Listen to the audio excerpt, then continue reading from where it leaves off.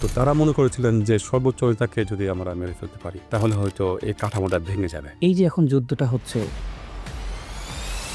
এই যুদ্ধের জন্য আসলে ইরান কতটা প্রস্তুত ছিল? আর যদি সত্যি ইরান প্রস্তুত থেকেই থাকে, সেক্ষেত্রে এই যুদ্ধটা আসলে কতদিন ইরান টানতে পারবে বলে আপনার মনে হয়?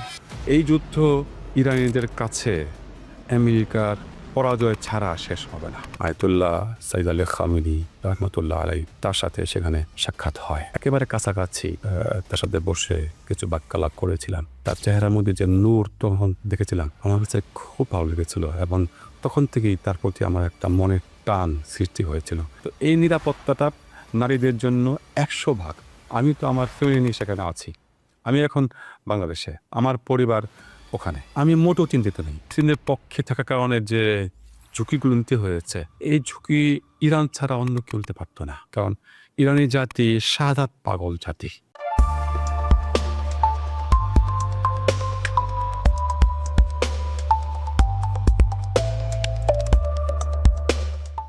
সুপ্রিয় দর্শক, আসসালামু আলাইকুম। ইরান রেডিও বাংলার নিয়মিত আয়োজন মুখোমুখি অনুষ্ঠানে আপনাদের প্রত্যেককে স্বাগত জানাচ্ছি। আমি শাহাদাত হোসেন। প্রিয় দর্শক, আজকের এই পডকাস্টে একজন বিশেষ অতিথি আছেন, যিনি ইরানের সর্বোচ্চ ধর্মীয় নেতা আয়াতুল্লাহ আলী খামেনির সাথে সরাসরি দেখা করেছিলেন, কথা বলেছিলেন। তিনি প্রায় 4 দশক অর্থাৎ 40 বছরের বেশি সময় আ ইরানের রাজধানী তেহরানে অবস্থান করেছিলেন এবং আ তিনি তেহরান বিশ্ববিদ্যালয়ের অধ্যাপক ডক্টর নূরে আলম। আপনাকে আন্তরিক স্বাগত জানাচ্ছি আমাদের অনুষ্ঠানে। কেমন আছেন? আলহামদুলিল্লাহ, আল্লাহর শকর। আপনাকে ধন্যবাদ জানাই। আমরা আমাদের এই পুরো অনুষ্ঠান জুড়ে আ আমরা ইরানের সবশেষ পরিস্থিতি এবং সেখানকার সাংবিধানিক আ নানান কাঠামো এবং আপনার সাথে যে আয়াতুল্লাহ আলী খামেনির সাথে দেখা হয়েছিল, সে বিষয়গুলো নিয়ে আমরা আলোচনা করব। আমরা শুরুতেই ইরানের যে বর্তমান পরিস্থিতি, আপনি তো জানেন যে যুদ্ধাবস্থা। সবশেষ ২৪ ঘন্টা আসলে কি হলো? কি অবস্থা সেখানকার? নিশ্চয়ই আপনার সেখানকার অনেক মানুষের সাথে কথা হয় বা যোগাযোগ আছে। যদি একটু সংক্ষেপে আমাদের দর্শকদের উদ্দেশ্যে বলতেন। জি, ইরানের সামাজিক অবস্থা আগের চেয়ে অনেক ভালো। ইরানের জনগণ আগের চেয়ে অনেক বেশি ঐক্যবদ্ধ। সাধারণত ইরানিরা এই ধরনের বিপদকালে ঐক্যবদ্ধ হয়ে যায়, এটার নমুনা আগেও তারা দেখিয়েছেন। গত বছরের জুন মাসে 12 দিনের যুদ্ধেও তারা আয়াতুল্লাহ খামেনির উক্তি মতে পবিত্র ঐক্য, ওয়াহদাতে মুকাদ্দাস তারা দেখিয়েছিলেন। এখনও তাই। আয়াতুল্লাহ খামেনির শাহাদাতের পরে প্রতি রাত্রিতেই তেহরান সহ ছোট বড় সব শহরগুলিতে ইরানিরা রাত্রিতে তারা মশাল নিয়ে বিভিন্ন এলাকাতে অবস্থান তারা নিয়েছেন।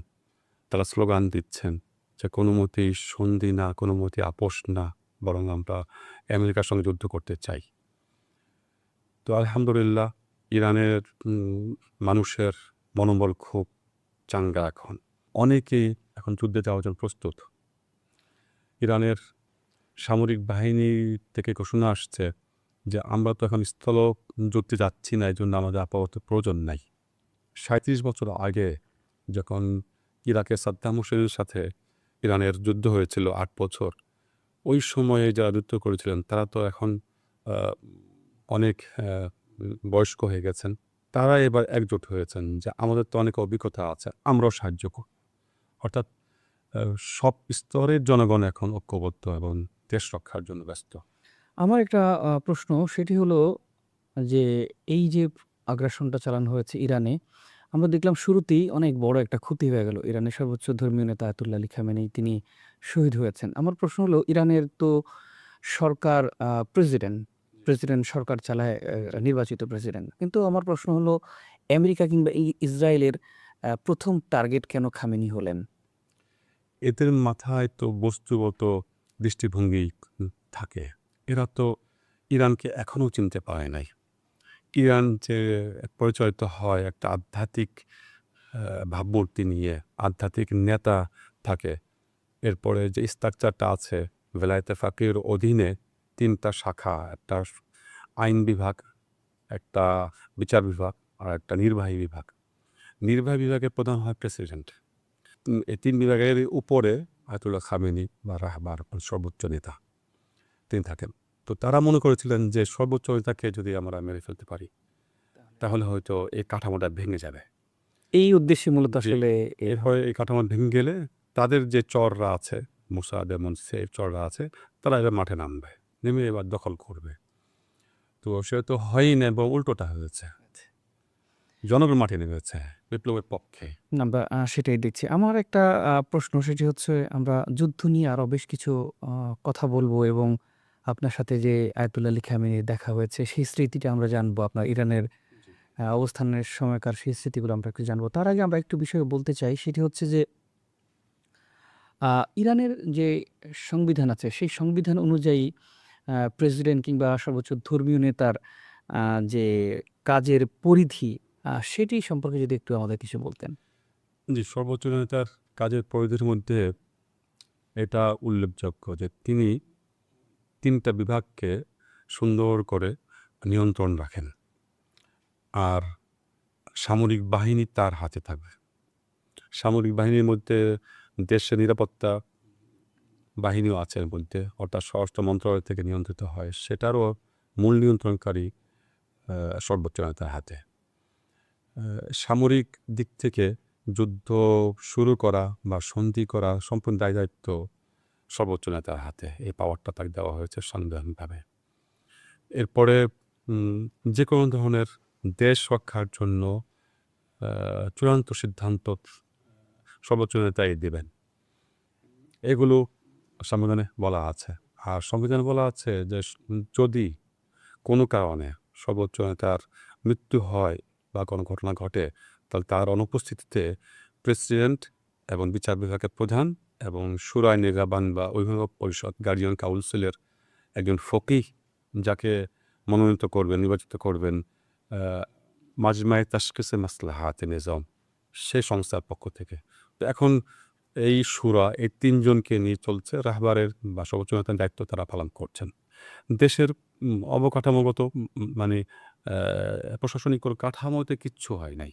কিচ্ছু করতে পারে নাই। কিন্তু পশ্চিমারা সবসময় একটা কথা বলে, তারা একটা অভিযোগ সবসময় তোলে যে ইরানে নাকি স্বৈরশাসন চলে। বিষয়টাকে আপনি কিভাবে এটা দেখবেন? হাস্যকর। ইরানের সর্বস্তরে নির্বাচন। গণতান্ত্রিক একটা যে জি, থাকা। প্রেসিডেন্ট নির্বাচন, পার্লামেন্ট সব নির্বাচিত আসে। বাংলাদেশে খবরেগানও নির্বাচিত হয়ে আসে জনগণের প্রত্যক্ষ ভোটে এবং তারাই শেষ পর্যন্ত রাহবার নিয়োগ দেন। দেখেন সব জায়গায় এমনকি মাজলিসে খবরেগান শুধু না, আ শুরায় নিগাহবান যে ৬ জন ফকিহ থাকবেন এবং ৬ জন আইনবিদ থাকবেন। এখানেও কিন্তু ৬ জন আইনবিদকে পার্লামেন্ট পাঠায়। আর ৬ জন ফকিহকে রাহবার নিজে নিয়োগ দেন। যেহেতু রাহবারকে মাজলিসে খবরেগান নিয়োগ দিয়েছেন, তাহলে বোঝা গেল যে সব জায়গায় জনগণ এখানে নির্বাচন করছেন। এতটা গণতান্ত্রিক অ্যা এবং এতটা সুসংগঠিত যে এক জায়গায় যদি কাউকে আঘাত করা হয়, এটা পুরো কাঠামোকে ধ্বংস করতে পারবে না।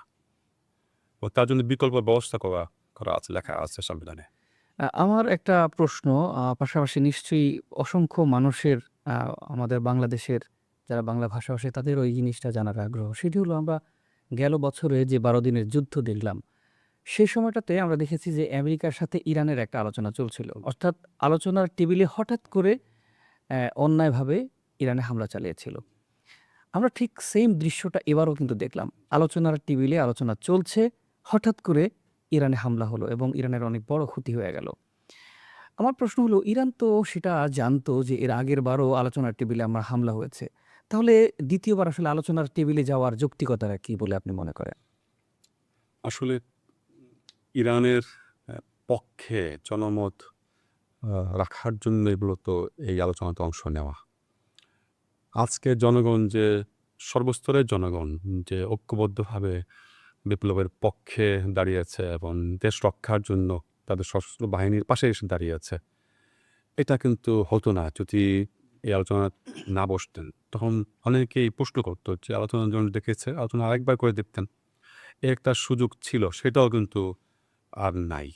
পাশাপাশি বিশ্ব জনমত দেখেছে যে সংলাপের মাঝখানে তারা আগ্রাসন করে বসলো। এতেও কিন্তু বিশ্ব জনমত ইরানের পক্ষে গেছে। সাধারণ জনগণ সব দেশেরই কিন্তু ইরানের পক্ষে আছে। এখন আমেরিকা থেকে শুরু করে ইউরোপ, পশ্চিম বিশ্ব থেকে শুরু করে এশিয়াতে সর্বস্তরের জনগণ, সাধারণ জনগণ ইরানের পক্ষে কথা বলবে। এটা দরকার ছিল। আর অন্য কোনো কারণে না আমি মনে করি। আমরা দেখেছি যুদ্ধের ১ম প্রহরেই হচ্ছে সেনাপ্রধান হিসেবে যিনি আয়াতুল্লাহ আলী খামেনি তিনি শহীদ হয়েছেন। এরপরে আসলে কার নির্দেশে আসলে এখন যে প্রতিরোধ ব্যবস্থা গড়ে তোলা হয়েছে বা তার অনুপস্থিতিতে কিভাবে বিষয়টা চালানো হচ্ছে, যুদ্ধের পরিকল্পনা থেকে শুরু করে এক্সিকিউশনটা কিভাবে হচ্ছে? জি। ইরানের আরও ২ টা শুরা আছে, কমিটি আছে। একটা হচ্ছে নিরাপত্তা কমিটি, আ আরেকটা হচ্ছে প্রতিরক্ষা কমিটি। শুরায় আলী দেফা আছে একটা, আরেকটা হচ্ছে শুরায় আলিয়ে আমনিয়াত। তো ওই নিরাপত্তা কমিটির ৩ চিফ, যাকে বলা হয় দাবির, ওই চিফ হচ্ছেন জনাব লারিজানি, ডক্টর লারিজানি। তিনি নিয়োগ দিচ্ছেন, নিয়োগ দিয়েছেন এবং আয়াতুল্লাহ খামেনির পক্ষ থেকে তাকে পাওয়ারটা দেওয়া হয়েছিল। তিনি না থাকলে তারা বর্তমানে ডক্টর লারিজানি নিয়োগ দিবেন। তো সশস্ত্র বাহিনীর প্রধানকে তিনি নিয়োগ দিয়েছেন। আইআরজিসির প্রধানকে তিনি নিয়োগ দিয়েছেন। অর্থাৎ সাংবিধানিকভাবে কোথাও কোনো আঁচড় লাগে নাই। ইরানের সংবিধানে সব কিছুই বলা আছে। আর পাশাপাশি যেহেতু সব কিছু গণতান্ত্রিক, জনগণের সমর্থনই সব কিছু হয়, এতে করে সরকার পতনের কোনো আভাসই সেখান থেকে পাচ্ছে না। আমরা আ একটা বিষয় জানতে চাই। আমরা দেখেছি যে ইরানে ইসলামিক প্রজাতন্ত্র হওয়ার পর থেকে আ আমেরিকার সাথে একটা টানাপোড়েন চলছেই আ লম্বা সময় ধরে এবং বিভিন্ন সময় স্যাংশন হচ্ছে এবং গেল বছর যুদ্ধ হলো এবং এবছর যুদ্ধ হলো। আমার কথা হচ্ছে যে আসলে কি স্বার্থ আছে মূলত আমেরিকার ইরানে হামলার পেছনে? নাকি ইসরায়েল উস্কে দেওয়ার কারণেই আমেরিকা এখানে এসেছে? আপনার বিশ্লেষণ কি বলে? ইসরায়েল তো সবসময় উস্কানি দিবেই। কারণ ইসরায়েলের জন্য একটা মাথা ব্যথা ইরান। ইরানে ইসলাম বিপ্লব বিজয়ের অনেক আগেই ইসলাম বিপ্লব স্থপতি আয়াতুল্লাহ রুহুল্লাহ খোমেনি রাহমাতুল্লাহ আলাইহ, তিনি তার প্রথম বক্তব্যে তিনি ইসরায়েলের উপর আক্রমণ করেছিলেন। তো প্রথম থেকে জানা ছিল যে যদি আয়াতুল্লাহ রুহুল্লাহ খোমেনির মাধ্যমে দেশ পরিচালনা করা হয় তাহলে ইসরায়েলের বিরুদ্ধেই জনমত তৈরি হবে। তো ইসরায়েল প্রথম থেকে জানতো তার অস্তিত্বের সংকট তৈরি করছে ইরান। তো ইসরায়েল তো উস্কানি দিবে, এটা তো স্বাভাবিক। কিন্তু এখানে আমার মতে আমেরিকার স্বার্থ রয়েছে। অর্থনৈতিক স্বার্থ, রাজনৈতিক স্বার্থ, ভৌগোলিক স্বার্থ। কারণ একসময় এই ইরানের শাহ পাহলাভি সরকারই আমেরিকা এবং ইসরায়েলের স্বার্থ এরা রক্ষা করত। সেটা হাতছাড়া হয়ে গেছে তাদের। তেল ক্ষেত্র তাদের হাতছাড়া হয়ে গেছে। তো সেটাকে আবার পুনরুদ্ধার করতে চাচ্ছে তারা। যে কারণেই। তো একটা হচ্ছে ইসরায়েলকে বাঁচানো, দ্বিতীয় হচ্ছে যে আমেরিকার নিজেদের অর্থনৈতিক রাজনৈতিক স্বার্থ। ২ টা মিলিয়ে ইরানের সাথে আমেরিকার এই টানাপোড়েন ইসলাম বিপ্লব বিজয়ের পর থেকে শুরু হয়েছে। আমরা তো জানি যে তেহরানে আমেরিকান দূতাবাসে, অর্থাৎ সেখানে ফার্সিতে বলে লনে জাসুসি অমরিকা, অর্থাৎ গোয়েন্দা বৃত্তির আখড়া সেখানে এমবেসি ছিল না, গোয়েন্দা বৃত্তির আখড়া ছিল। তো তাদেরকে যখন ধরল তখন থেকে কিন্তু আমেরিকার সাথে ইরানের খুব প্রচণ্ড আকারের দ্বন্দ্ব শুরু হলো একেবারে বাহ্যিকভাবে। এর আগে অবশ্য ১৯৫৩ সাল থেকে শুরু হয়েছিল। ডক্টর মোসাদ্দেককে যখন অভ্যুত্থানের মাধ্যমে সরিয়ে দেওয়া হলো এবং শাহকে পুনরায় ফিরিয়ে আনা হলো, গণতন্ত্রকে নস্যাৎ করে ফেলল, তখন থেকে কিন্তু আমেরিকার বিরুদ্ধে ইরানিদের একটা ক্ষোভ ছিল। ক্ষোভ তখন থেকে তৈরি হয়েছে ১৯৫৩ সাল থেকেই। এবং এই দ্বন্দ্ব আ আমেরিকার স্বার্থের সাথে দ্বন্দ্ব। ইরান চায়, ইরানি জনগণ চায় নিজেরা স্বাধীন থাকতে। আর আমেরিকা চায় ইরান যেন আমেরিকার কথা মতো চলে। যেমনি করে আপনারা মধ্যপ্রাচ্যের অন্যান্য দেশগুলোকে দেখছেন। তাদের তেল, গ্যাস পাচ্ছে। তাদের দেশে ঘাঁটি করার সুযোগ দিয়েছে, সামরিক ঘাঁটি করার সুযোগ দিয়েছে। তো আমেরিকা চায় ইরানেও তাই হোক। কিন্তু ইসলামিক বিপ্লবের পরে এই অবস্থা আর ফিরে আসে নাই। আ সর্বসাধারণের একটা বিষয় জানার খুব আগ্রহ। সেটি হলো যে, এই যে এখন যুদ্ধটা হচ্ছে, এই যুদ্ধের জন্য আসলে ইরান কতটা প্রস্তুত ছিল? আর যদি সত্যি ইরান প্রস্তুত থেকেই থাকে, সেক্ষেত্রে এই যুদ্ধটা আসলে কতদিন ইরান টানতে পারবে বলে আপনার মনে আচ্ছা। হয়? জি, একটা ভালো প্রশ্ন করেছেন। অনেকেই আমাকে প্রশ্ন করে।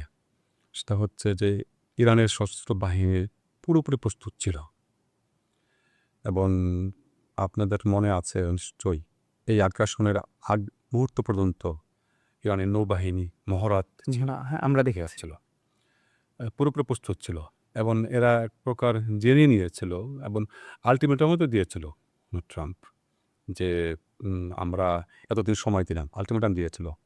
তো সব কিছু মিলিয়েই ইরানের সশস্ত্র বাহিনী কিন্তু আগের মতো গত বছর জুন মাসের মতো এরা অপ্রস্তুত ছিল না, প্রস্তুত ছিল। আর এই জন্যই দেখবেন যে যেদিনই তারা প্রথম আগ্রাসন চালায় তার অল্প কিছুক্ষণ পরেই কিন্তু ইরান তার প্রত্যাঘাত শুরু করে। এই যুদ্ধ আমেরিকার পরাজয় ছাড়া শেষ হবে না। আমরা ইতিহাস থেকে জেনেছি ইরান এত সহজে পরাজিত হবে না। আর বর্তমান যে অবস্থা সে অবস্থাতে তো মোটেই না। আমেরিকা তার অর্থনৈতিক চাপের কারণে, রাজনৈতিক চাপের কারণে এবং আমেরিকার সামরিক বাহিনীর উপর যে আঘাত এসেছে সব কারণে আমেরিকা পিছু হটতে বাধ্য হবে। আমার মতে পুরো এই পশ্চিম এশিয়া থেকে আমেরিকার সকল সামরিক ঘাঁটি এবং সামরিক আধিপত্য যতক্ষণ পর্যন্ত থাকবে ততক্ষণ পর্যন্ত যুদ্ধ চলবে। আপনাকে অনেক ধন্যবাদ। আপনি খুব সংক্ষেপে খুব সুন্দর করে বিষয়টা বুঝিয়ে বলেছেন। আমরা দেখেছি আসলে আমেরিকা কিংবা ইসরায়েল বিভিন্ন সময়ে ইরানের রেজিম চেঞ্জ করার জন্য অর্থাৎ সরকার পরিবর্তনের জন্য অনেক চেষ্টা করেছে। এবারের হামলার শুরুর দিকেও আমরা দেখেছি এবং কয়েকদিন আগেও ট্রাম্প আবারও বলেছেন যে ইরানের রেজিম চেঞ্জ করার ব্যাপারে তার উস্কানি আছে এবং তিনি উস্কে দিচ্ছেন। নানান কর্মকাণ্ড তো আছেই এবং যুদ্ধের মূল মোটিভ তো রেজিম চেঞ্জ করা। আমার প্রশ্ন হলো যে আসলে আ এখন যেটা ঘটছে আপনি এর আগে কথা বলছিলেন যে আসলে রেজিম চেঞ্জ করা হবে না। আসলে কি শেষ পর্যন্ত আমেরিকা বা ইসরায়েলের এই যে অভিপ্রায় রেজিম চেঞ্জ করার তাদের স্বার্থের জন্য সেটি কি চেঞ্জ করা সম্ভব? আমার মতে অধিকৃত ফিলিস্তিনের এই জায়নবাদী নেতারা এবং আমেরিকান প্রশাসনের রাজনৈতিক নেতারা মূলত ইরানের ইতিহাস পড়ে নাই অথবা পড়ে থাকলেও গভীরভাবে অধ্যয়ন করে নাই। ইরানকে এত সহজে নতি স্বীকার করানো যাবে না। আমার মতে ইরানি জাতি আগের চেয়ে অনেক বেশি সচেতন। রেজিম চেঞ্জের ব্যাপারে যে দাবি এরা করছে, যে আহ্বান জানাচ্ছে, এর আগেও তো কয়েক মাস আগে ২ মাস আগেই যে সহিংসতা হয়ে গেল, তাদের ভাড়াটে কিছু সশস্ত্র ব্যক্তিরা ইরানে ঢুকে ইরানের ভিতরে যে সহিংসতা চালালো, জনগণ তো সাপোর্ট দেয় নাই। প্রথমে তো জনগণ শান্তিপূর্ণভাবে কিছু প্রতিবাদ তারা করতে চেয়েছিল। সেখানে তারা অনুপ্রবেশ করে তাদেরকে ডাইভার্ট করতে চেয়েছিল, কিন্তু তা করতে পারে নাই। তার ২ দিন পরেই সমগ্র জাতি ক্ষোভে ফুঁসে উঠেছিল এবং কোটি কোটি জনগণ প্রত্যেকটা শহরে তারা রাস্তা নেমেছিল, বিপ্লবের পক্ষে তারা স্লোগান দিয়েছে। তো ইরানি জাতি আগের চেয়ে অনেক বেশি সচেতন। তারা তাদের শত্রুকে চিনতে পেরেছে। তাদের শত্রু গত বছর জুন মাসেও তারা চিনেছে, তার আগেও চিনেছে। আমেরিকার সাথে ইরানি জনগণ আপোস করতে চায় না, মোটেও না। কিছু পশ্চিমা ঘেঁষা কিছু পশ্চিমা চিন্তা চিন্তার ধারক বাহক কিছু আছে, রাজনীতিবিদ, বুদ্ধিজীবী আছে ইরানে। তারা হয়তো চায়। কিন্তু তাছাড়া সাধারণ জনগণ কেউ আমেরিকার সাথে কোনো আপোস হোক এটা তারা চায় না। বরং তারা চায় যে আমেরিকার সঙ্গে যুদ্ধ করেই আমরা বিজয়ী হব। তো সুতরাং রেজিম চেঞ্জের ব্যাপারটা তো মানে এটা অসম্ভব একটা বিষয়।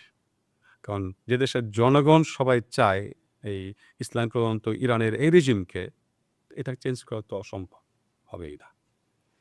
না, সেটাই ঠিক বলেছেন আপনি। আপনি ৪ দশকের বেশি অর্থাৎ ৪০ বছরের বেশি সময় ইরানে পার করেছেন। জীবনের সবচেয়ে গুরুত্বপূর্ণ এবং বড় একটা সময় সেখানে থেকেছেন এবং তেহরানে আপনি অধ্যাপনা করেছেন বিশ্ববিদ্যালয়ে।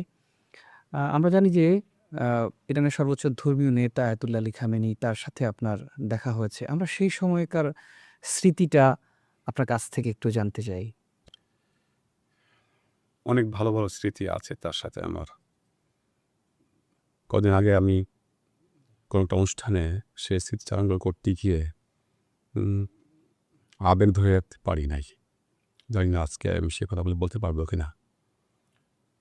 1984 সালে সর্বপ্রথম কোম নগরীতে, ধর্মীয় নগরী কোম শহরে আয়াতুল্লাহ হোসেন আলী মুনতাজারির বাসভবনে আয়াতুল্লাহ সাইদ আলী খামেনি রহমতুল্লাহ আলাই তার সাথে সেখানে সাক্ষাৎ হয়।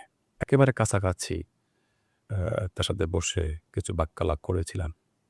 তার চেহারার মধ্যে যে নূর তখন দেখেছিলাম, আমার কাছে খুব ভালো লেগেছিল এবং তখন থেকেই তার প্রতি আমার একটা মনের টান সৃষ্টি হয়েছিল। তখন তিনি ছিলেন প্রেসিডেন্ট, ইরানের প্রেসিডেন্ট ছিলেন। 1984 সালের কথা বলছি।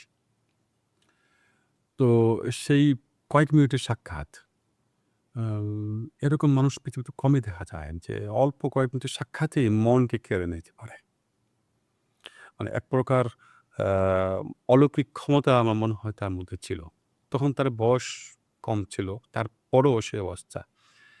এই অবস্থাতে আমার কাছে মনে হয়েছে যে সত্যিকার অর্থে উনি একজন আ আল্লাহর প্রিয় ব্যক্তি, প্রিয় বান্দা।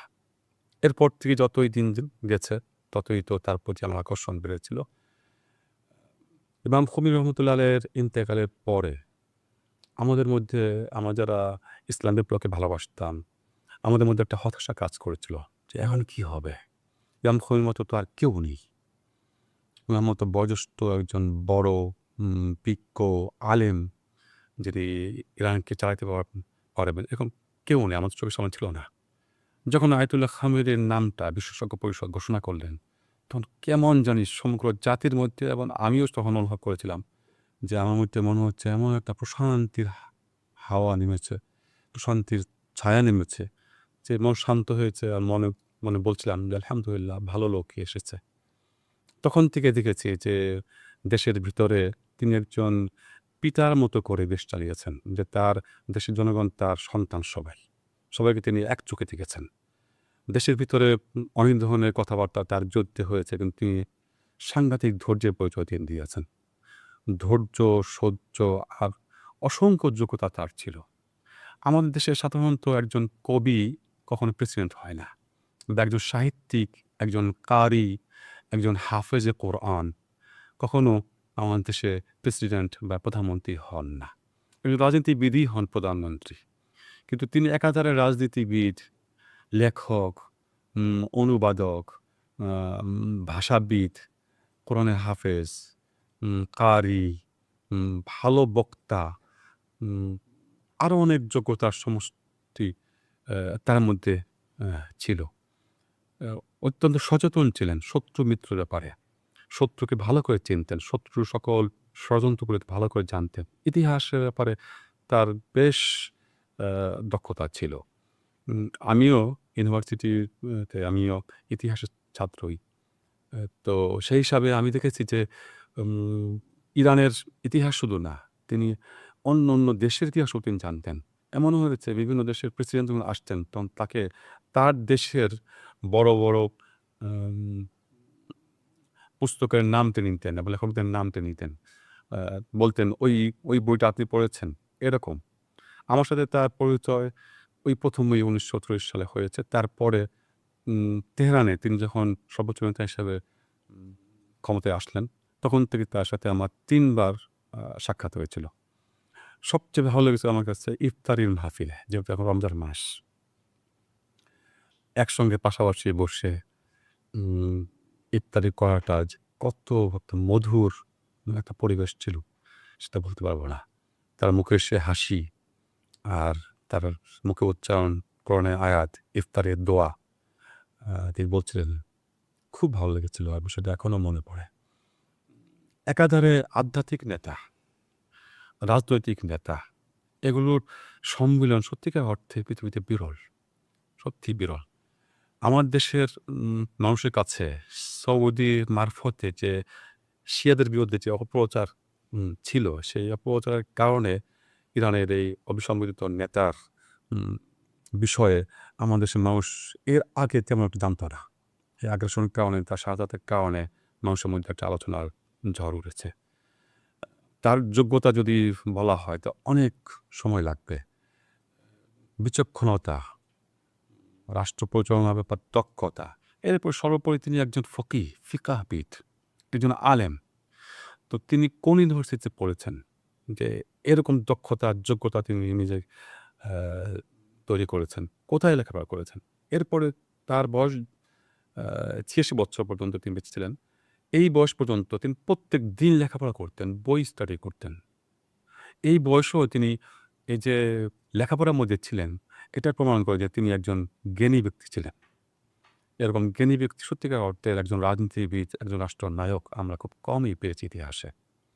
এমনকি ইরানিরা পর্যন্ত পায় নাই। পাশাপাশি ইসলামকে এবং ইরানকে উনার মারফতই এই ২ টাকে এমন একটা যোগসূত্র করে দিয়েছেন, যে কেউ ইরানকে ভালোবাসবে তাকে ইসলামকে ভালোবাসতেই হবে। যে কেউ ইসলামকে ভালোবাসবে সে ইরানকেও ভালোবাসবে। এবং এমন অবস্থা হয়ে গেছে এখন বর্তমানে তার মাধ্যমেই, তার মারফতেই যে ইরান প্রীতি মানে হচ্ছে ইসলাম প্রীতি। ইসলাম প্রীতি মানে হচ্ছে ইরান প্রীতি। ইরান এবং ইসলাম ২ টা একাকার হয়ে গেছে। এখন ইরানের বিরুদ্ধে হামলা অর্থ হচ্ছে ইসলামের বিরুদ্ধে হামলা, মানবতার বিরুদ্ধে হামলা। অর্থাৎ আমরা যে ইরানকে সাপোর্ট করছি, একে তো মুসলিম উম্মার অন্তর্ভুক্ত আমরা। দ্বিতীয়ত ইরানকে আমরা ভালোবাসি কী জন্য? ইসলামের পক্ষে থাকার কারণে। এই ২ টা একাকার হয়ে গেছে এবং সেটা আয়াতুল্লাহ খামেনির রাষ্ট্র পরিচালনার এই দক্ষতার কারণে। এই ২ টাকে উনি এক করে দেখিয়েছেন। তো তার সাথে আমার যতবার সাক্ষাৎ হয়েছে খুব মধুর পরিবেশের ভিতরে এবং খুব কাছাকাছি তার কিছু কথা এখনো স্মরণ আছে আমার। বিশেষ করে রমজান মাসে ইফতারি মাহফিলে তিনি যে দোয়া করেছিলেন। আপনারা যারা ইরানে ছিলেন তো জানেন, ইরানিরা সাধারণত ইরানি আলেমরা সাধারণত আরবি উচ্চারণ করে ফার্সির মতো করে। কিন্তু তিনি আয়াতুল খামেনিকে দেখলাম যে না, আরবি উচ্চারণ করতে আরবির মতো সুন্দরভাবে সহি উচ্চারণে আরবি দোয়াটা পড়লেন। কি ভালো লেগেছিল! কি সুন্দর পরিবেশ। তো আধ্যাত্মিক ব্যক্তিদের আশেপাশেও আসলে একটা নূর ঝলকায়। সে নূর অনুভূতি আমার মধ্যে ছিল। আমরা আমাদের এই অনুষ্ঠান থেকে আমরা তার বিধি আত্মার মাগফিরাত করে কামনা করি এবং আল্লাহর কাছে দোয়া করি আল্লাহ যেন তাকে বেহেশত জান্নাতের সচ্চ মাকাম দান করেন। আমিন। আমরা একটু এই যে ইরানের সর্বোচ্চ ধর্মীয় নেতা যে নির্বাচিত হয়, সেই প্রক্রিয়াটা সম্পর্কে আপনার কাছে জানতে চাই এবং সর্বোচ্চ ধর্মীয় নেতা হওয়ার জন্য আসলে কি যোগ্যতা লাগে সে বিষয়টা একটু জানতে চাই। জি, ইরানের সংবিধানে এই ব্যাপারটাতে ক্লিয়ার বলা আছে। ইরানে ২ টা পার্লামেন্ট আছে। একটা হচ্ছে আইন বিভাগের অংশ পার্লামেন্ট, আরেকটা হচ্ছে বিশেষজ্ঞ পরিষদ। তার দায়িত্ব হচ্ছে, এই পরিষদের দায়িত্ব হচ্ছে আ সর্বোচ্চ নেতা নির্বাচন এবং সংবিধানকে আ সংবিধানকে দেখে রাখা, সংবিধানের বিরোধী কোনো কাজ যেন সর্বোচ্চ নেতা না করেন। এই ২ টা কাজ এই বিশেষজ্ঞ পরিষদ করেন। এই পরিষদ বা এই বিশেষজ্ঞ পার্লামেন্ট আবার প্রত্যেকে নির্বাচিত হন জনগণের প্রত্যক্ষ ভোটে। অর্থাৎ পুরোপুরি গণতান্ত্রিক পুরোপুরি প্রক্রিয়া আছে। এমনকি আমি তো মনে করি অনেকের মতো, অনেকেও এটা বলেন, বিশেষত অনেকে বলেন যে আমেরিকার যে গণতন্ত্র আসলে প্রকৃতপক্ষে সেটা গণতন্ত্র না। জনগণের প্রত্যক্ষ ভোট নাই কিন্তু প্রেসিডেন্ট ইলেকশনে। কিন্তু এখানে প্রত্যক্ষ ভোট। তো সেক্ষেত্রে আমরা দেখতে পাই যে এই ইসলামী প্রজাতন্ত্রের সরকার কাঠামো, রাষ্ট্রীয় কাঠামোতে যে ব্যবস্থাপনা আছে, এটা একজনকে হত্যা করে, দুজনকে হত্যা করে কিছু করতে পারবে না। রেজিম চেঞ্জ করার জন্য জনগণকে সাথে নিতে হবে। আর আমেরিকা, ইসরায়েল এরা যেভাবে জনগণকে মারছে, জনগণ তো আরও ক্ষেপে যাচ্ছে। এখন জনগণ একসময় অনেকে দ্বিধাদ্বন্দ্বে ছিল যে আমেরিকার বিপক্ষে কখনো স্লোগান দিত না। অনেকে বলতো যে আ মার্কিন সাম্রাজ্যবাদ ধ্বংস হোক, নিপাত যাক, এই স্লোগান পছন্দ করতো না অনেকে। এখন তারাই দিচ্ছেন। কারণ দেখছেন যে তাদের দেশের উপর আগ্রাসন চালিয়েছে আমেরিকা সরাসরিভাবে। তো সেহেতু আমেরিকা, ইসরায়েলের এই যে রেজিম চেঞ্জের বিষয়টা, এটা কোনোমতেই সম্ভব না। জনগণকে তাদের বিরুদ্ধে নিয়ে গেছে। শুনে আমরা একটু সেখানকার নারীদের অবস্থা নিয়ে জানতে চাই। কারণ আমরা পশ্চিমা মিডিয়াগুলোতে দেখি যে আসলে সেখানে নারীরা চরম নিগৃহের শিকার হচ্ছে, অনিরাপদ এবং আ সবকিছু মিলে এই নারীদের ব্যাপারে ব্যাপক নেতিবাচক প্রচারণা আমরা পশ্চিমা গণমাধ্যমগুলোতে দেখি। আপনি যেহেতু আসলে লম্বা সময় সেখানে থেকেছেন, নিশ্চয়ই সেখানকার সিনারিও আপনি জানেন, আ দেখেছেন। আমরা একটু আপনার মুখ থেকে জানতে চাই আসলে সেখানকার নারীদের কি অবস্থা? নারীদের মর্যাদা আসলে কেমন? ইরানের নারীদের ব্যাপারে কথা বলার আগে আমি একটু বলে নিই আমার ব্যাপারটা, যে আমি ইরানের প্রায় সব শহরেই আমার বিচরণ আছে, কারণ বিভিন্ন ইউনিভার্সিটিতে যেতে হয়। তাছাড়া ইরানের ধর্মীয় নগরী কোম শহরে বিভিন্ন মাদ্রাসাতে আমার বিচরণ আছে। তো সব জায়গায় দেখেছি আমি ইরানি নারীরা কত স্বাধীন। কেউ হেজাব করুক বা না করুক, রাত্রের অন্ধকারেও একাকী হেঁটে যাবে, কেউ তার দিকে কোনো কুদৃষ্টি দিয়ে তাকানোর সাহস পায় না। দিনের বেলা তো দূরের কথা। এতটাই স্বাধীন এবং নিরাপদ ইরানি নারীরা, এটা কিন্তু প্রচার করা হয় না। দ্বিতীয় কথা হচ্ছে যে পশ্চিমা মিডিয়া ইরান ইসলাম বিপ্লব বিজয়ের পর থেকেই ইরানের সব কিছুর ব্যাপারে তারা নেগেটিভ প্রচার করে আসছে। ধর্ম থেকে শুরু করে ধর্ম, মাযহাব এবং ইরানিদের বিভিন্ন কাজকর্ম সব কিছুকে তারা নেগেটিভভাবে উপস্থাপন করে এসেছে। আর আমাদের দেশের মিডিয়াগুলো তো তাদের কাছ থেকে নিয়ে খবরগুলো দেয়। এজন্য আমরা সঠিক খবরগুলো ইরানের কাছ থেকে পাই না। যদি আমরা ইরানের ভিতর থেকেই আমরা কোনো খবর নিতে চাই, তাহলে ইরানের মিডিয়াগুলো থেকেই আমাদের নিতে হবে। ইরানিদের সঙ্গে বসবাস করলেও বোঝা যাবে যে অনেক ইরানি আছেন যে ইরানি ইসলাম বিপ্লবকে পছন্দ করছেন না বা ধার্মিক না, হিজাব করছেন না, পর্দা করছেন না, তারপরেও কিন্তু তারা আসলে খামেনিকে বসে। তা বলছেন তিনি তো আমাদের ইরানি নেতা, তার মতো দেশপ্রেম তো আমরা ইরাকে পাই নাই। এবং এখন তারা বলছে যে শেষ পর্যন্ত আমাদের জন্য, আমাদের দেশের জন্য তিনি নিজের প্রাণটক বিসর্জন দিলেন।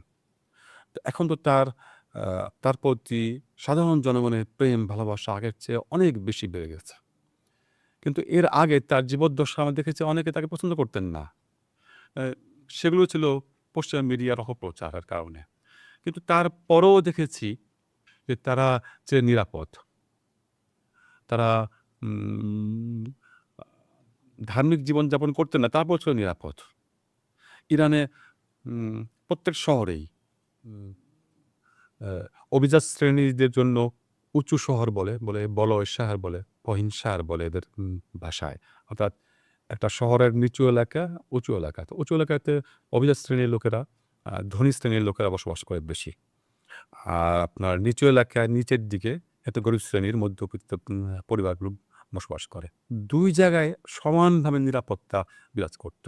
এমন না যে ওই উচ্চ শ্রেণীর লোকেরা যেহেতু পয়সাওয়ালা, ধনী, সেজন্য তাদের নিরাপত্তা বেশি থাকবে। আর নিচের নিম্ন মধ্যবিত্ত ফ্যামিলিদের জন্য নিরাপত্তা থাকবে না, তা না।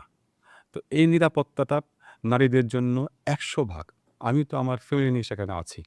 আমি এখন বাংলাদেশে, আমার পরিবার ওখানে। আমি মোটেও চিন্তিত নেই। আমার সন্তানরা, আমার স্ত্রী ওখানে। আমি খবরাখবর নিতে পারছি না প্রত্যেকদিন এই যুদ্ধের কারণে। কিন্তু আমি নিশ্চিন্তে আছি, তারা ভালো আছে। কারণটা কি? এই নিরাপত্তা, দেশের ভিতরের নিরাপত্তাটা, এটা বড় নিয়ামত এবং ইরানিরা এটা বিশ্বাস করে। যারা ইসলাম বিপ্লব বিরোধী তারাও বিশ্বাস করে।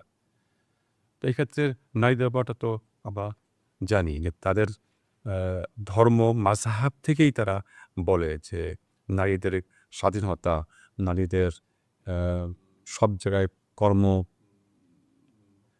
ক্ষমতা, এবং আমরা সব জায়গায় দেখতে পাবো নারীরা কীভাবে তারা পুরুষদের পাশাপাশি কাঁধে কাঁধ মিলিয়ে কাজ করছে। আমরা বিদেশিরা যখন এয়ারপোর্টে যাই, এয়ারপোর্টে নামি, প্লেন থেকে নামার পরে দেখতে পাই সব জায়গায় ইরানি মেয়েদের অবস্থান। ইরানি নারীরা কাজ করছে, হিজাব করে করছে। কোথাও আমরা বৈষম্য দেখতে পারি না। এমনকি ইউনিভার্সিটিগুলো, তেহরান ইউনিভার্সিটিতে পর্যন্ত এখন তো মেয়েদের সংখ্যা বেশি হয়ে গেছে ইউনিভার্সিটিতে। এবং প্রফেসর লেভেলেরও, লেকচারার, প্রফেসর পর্যন্ত প্রচুর নারীরা এখানে কর্মব্যস্ত আছেন। তো সব জায়গায় তাদের অধিকার দেওয়া হয়েছে। আর পশ্চিমা মিডিয়া নিগৃহীত, তাদের উপর জুলুম করা হয়, অধিকার দেওয়া তো ইচ্ছাকৃতভাবে ইচ্ছাকৃতভাবে তারা প্রচার করে। আমরা একটু অর্থনৈতিক পরিস্থিতি নিয়ে জানতে চাই। আসলে সত্যিকার অর্থে ইরানের অর্থনৈতিক পরিস্থিতি বেশ খারাপ। কারণ আমরা দেখেছি দশকের পর দশক ধরে ইরানের উপর যে অর্থনৈতিক স্যাংশনটা আছে। আমার প্রশ্ন হচ্ছে আসলে তাদের অর্থনীতি আসলে কিভাবে চলছে এখন এবং আম এই সংকটের মধ্যে ইরানের উন্নয়ন নিশ্চয়ই থমকে আছে হয়তো নাকি? হ্যাঁ, সত্যিকার অর্থে এক কথা যদি বলতে হয়, আমিও অবাক হয়ে যাই। আমি আছি ৪২-৪৩ বছর যাবৎ সেখানে আছি। আমি নিজে অবাক হয়ে যাই। চলে কিভাবে? এটা একটা মুজিজা ছাড়া কিছুই না। তা আমি ইরানিদেরকে বলি যে তোমাদের উপর আল্লাহর রহমত আছে বিধায় কিন্তু তোমরা চলতে পারছো। আর তার মানে এত স্যাংশনের পরও সবকিছু ঠিক মতো চলছে এবং উন্নতি মানে সবার চোখে ধরা পড়ে। আমার মনে আছে গত গত দশকে বাংলাদেশ এমবেসির একজন ফার্স্ট সেক্রেটারি তিনি আমার বাসায় বেড়াতে আসেন। আমি তাকে শহর সব জায়গায় ঘোরাই। গাড়িতে করে তাকে নিয়ে বিভিন্ন জায়গায় যাই। তখন তিনি শেষে যখন ফিরে আসলাম ঘরে বললেন যে, "আমি এরকম তো কখনো ভাবি নাই। ইরান এত উন্নতি করবে। রাস্তাঘাট থেকে শুরু করে ইরানের অবকাঠামোগুলো, বিল্ডিংগুলো, রাস্তাঘাট পরিষ্কার-পরিচ্ছন্ন, প্লেন রাস্তা, উন্নতির চোখে পড়ার মতো। ইরানের শপিং মলগুলো, ইরানের মার্কেটগুলো সব জায়গায় দেখবেন যে মানে ফলের দোকানগুলোতে ফল ভরা, সবজির দোকানে সবজি ভরা। শপিং মলগুলোতে সবকিছুই চলছে, আছে। অবরোধ কোথাও দেখা যায় না। শুধুমাত্র টাকার মূল্য কমে গেছে। এখানে দেখা যায়। মানে মানুষের আ ক্রয় ক্ষমতাটা কমে গেছে এবং কমতির দিকে ছিল, যুদ্ধ আগ্রাসন শুরু হয়ে গেল। আম এটা ছাড়া আর অন্য কোথাও কোনো সংকট আমরা দেখতে পাইনি। আমরা অনুষ্ঠান একেবারে শেষের দিকে। আপনার কাছে একটা বিষয় জানতে চাই। সেটি হচ্ছে যে আসলে আমরা দেখেছি এই মধ্যপ্রাচ্যের আরব দেশগুলো ফিলিস্তিন ইস্যুতে তারা অনেকটা গাদ্দারের ভূমিকা পালন করেছে। তারা আমরা দেখেছি ইসরায়েলকে অনেক ক্ষেত্রে সাপোর্ট দিয়েছে। আমার প্রশ্ন ইরান আ এত ঝুঁকি সত্ত্বেও কেন আসলে এই ফিলিস্তিন ইস্যুতে ফিলিস্তিনের পাশে দাঁড়ালো? আপনার কি মনে হয়? সত্যিকার অর্থে আমাদের মুসলিম উম্মার জন্য ইরান একটা গর্বের বিষয়। এত ঝুঁকি অন্য কোনো জাতি নিতে পারত না। সত্যিই ঝুঁকি। যেখানে একটা বৃহৎ শক্তি তার সামনে আছে। ইসরায়েলকে পুরো পশ্চিমা বিশ্ব সাপোর্ট দিচ্ছে। সব দিক থেকে রাজনৈতিকভাবে, অর্থনৈতিকভাবে, সামরিক দিক থেকে, তথ্য প্রযুক্তির দিক থেকেও সবকিছুতে। আর ইরান একা। আ ফিলিস্তিনিদের পাশে এরা কেউ নেই। ইরান একা। আমরা দেখতে পেয়েছি। এত সব ঝুঁকির পরও তারা ফিলিস্তিনিদের পক্ষে এবং শেষ পর্যন্ত তারা থাকবে। তারা দৃঢ়প্রতিজ্ঞ। এর পিছনে মূল কারণটা ছিল ইমাম খোমেনি রহমতুল্লাহ আলাইহির চিন্তাধারা। তিনি ১ম থেকেই বলে এসছেন যে, বাইতুল মুকাদ্দাস আবারও মুসলমানদের হাতে ফিরিয়ে দিতে হবে। আমরা সবাই জানি রমজান মাসের শেষ শুক্রবারকে তিনি বিশ্ব কোদ্স দিবস হিসাবে উল্লেখ করেছেন এবং প্রতি বছর রমজান মাসের শেষ শুক্রবারে সমগ্র ইরানব্যাপী এবং সমগ্র বিশ্বে সচেতন মুসলমানরা মিছিল করে, প্রতিবাদ জানায় সচেতনতা সৃষ্টির জন্য। ইরানও এটা ভয়ে আসছে। ফিলিস্তিনদের পক্ষে থাকার কারণে যে ঝুঁকিগুলো নিতে হয়েছে, এই ঝুঁকি ইরান ছাড়া অন্য কেউ নিতে পারত না। কারণ ইরানি জাতি শাহাদাত পাগল জাতি, শাহাদাত পিয়াসী জাতি। আর এই মনোভাবটা তৈরি হয়েছে বহুদিন, বহু শতাব্দী ধরে তারা তৈরি করেছে। কারবালার সেই ঘটনাগুলোকে তারা বারে, বারে স্মৃতিচারণ করে। শুধুমাত্র মহরম মাসেই না। তাদের প্রত্যেকটা ধর্মীয় মাহফিল, মজলিসগুলোতে তারা স্মরণ করে কারবালার ঘটনাগুলো। এবং এইভাবে ইমাম হুসাইন এবং তার সাথে তার সঙ্গসাথীদের যে আত্মত্যাগ, সেগুলোকে স্মরণ করে তারা নিজেরা উজ্জীবিত হয়। এই অনুপ্রেরণা, এই সচেতনতা সেখান থেকে সৃষ্টি হয়েছে। আমি দেখেছি, নিশ্চয়ই দেখেছি আয়াতুল্লাহ খামেনির সে মজলিসে আমি সেখানে ছিলাম। ছোট্ট একটা বাচ্চা এসে সেখান থেকে আস্তে, আস্তে করে দৌড়ে এসে আয়াতুল্লাহ খামেনির সামনে এসে বলে, আমি ছিলাম পাশে। তখন ছোট বাচ্চা বলতেছে যে, আমার জন্য দোয়া করবেন। হ্যাঁ, কি দোয়া করব? বলছে, আমার জন্য দোয়া করে আমি যেন শহীদ হতে পারি। ছোট্ট বাচ্চা, ও শাহাদাত বলতে কি বোঝায়? কি বোঝে ও? যে এই ছোট্ট বাচ্চা পর্যন্ত শাহাদাতের তামান্না করে। আমরা দেখেছি যে আয়াতুল্লাহ মাদানিকে শহীদ করা হয়েছে, আয়াতুল্লাহ দাস্তখাইকে শহীদ করা হয়েছে। তারা একটা প্রদেশের প্রাদেশিক রাজধানীর জুম্মা খতিব ছিলেন। তারা অনেকেই ছিলেন ৭০-৮০ বছরেরও বেশি বয়স্ক মানুষ। তো তারাও তো শহীদ হয়েছেন। তারাও সেই শহীদের তামান্না করতেন। আয়াতুল্লাহ খামেনিও নিজেও বহুবার তার বিভিন্ন বক্তব্যে বলছেন, শেষ অবধি যেন তার শাহাদাত হয়। তো ছোট্ট শিশু থেকে শুরু করে সেই বয়োবৃদ্ধ মানুষ পর্যন্ত ইরানের সর্বস্তরের জনগণের মধ্যে এই শাহাদাতের তামান্না, শাহাদাতের অনুপ্রেরণা আমরা দেখতে পেয়েছি। এই কারণে আমরা দেখতে পাই যে তারা এত বড় ঝুঁকি নিতে পেরেছে এবং এটাকে তারা একটা গর্বের বিষয়, গৌরবের বিষয় হিসাবে তারা নিয়েছে। এই প্রস্তুতিটা শুধু ১ শতাব্দী ২ শতাব্দী না, বহু শতাব্দী আগের থেকেই এটা তারা তৈরি করেছে। আর অন্য কোন জাতির মধ্যে এই আ এই চেতকটা, স্পিরিটটা স্পিরিটটা নাই। এই ইমানি মনোবলটা নাই। কারণ সেখানে তো কারবালা, ইমাম হুসাইনের সেই শাহাদাতের স্পিরিটটা তারা ধরে রাখতে পারে নাই। যদিও বিভিন্ন দেশে শিয়ারা আছে, কিন্তু ইরানীদের মতো এরকম স্পিরিট ধরে রাখতে পারে নাই। হয়তো ইন্ডিয়ান, বাংলাদেশি অনেক শিয়ারা আছেন, তারা হয়তো ট্র্যাডিশনালি ধর্ম ধর্মের বিভিন্ন আচার অনুষ্ঠান পালন করেন, মহরম পালন করেন। কিন্তু সেই যে স্পিরিটটা ইরানীরা ধরে রেখেছে, সেটা কিন্তু আর অন্য দেশে আমরা দেখতে পাই না ওই পর্যায় পর্যন্ত। আমার মতে এই কারণে তারা এত বড় ঝুঁকি নিতে পেরেছেন। এখনই দেখেন না আপনি, এত বড় একটা আগ্রাসন হয়ে গেল। আমেরিকা ইসরায়েল যৌথ আগ্রাসনের ফলে তারা মনে করেছিল কি, যে তার পরের দিনই যখন আমরা প্রস্তাব দিব যে টেবিলে বসো, সংলাপে বসো, তারা হয়তো মেনে নেবে। তারা বলবে যে হ্যাঁ ঠিক আছে, তারা ভয় পেয়ে যাবে। কিন্তু ভয় তো পায়নি, সঙ্গে, সঙ্গে প্রত্যাঘাত শুরু করেছে এবং এখন পর্যন্ত তারা যুদ্ধ চালিয়ে যাচ্ছে। তো এই সাহস এবং এই মনোবল যতদিন পর্যন্ত ইরানি জাতির মধ্যে থাকবে, ততদিন পর্যন্ত তাদেরকে হারানো অসম্ভব।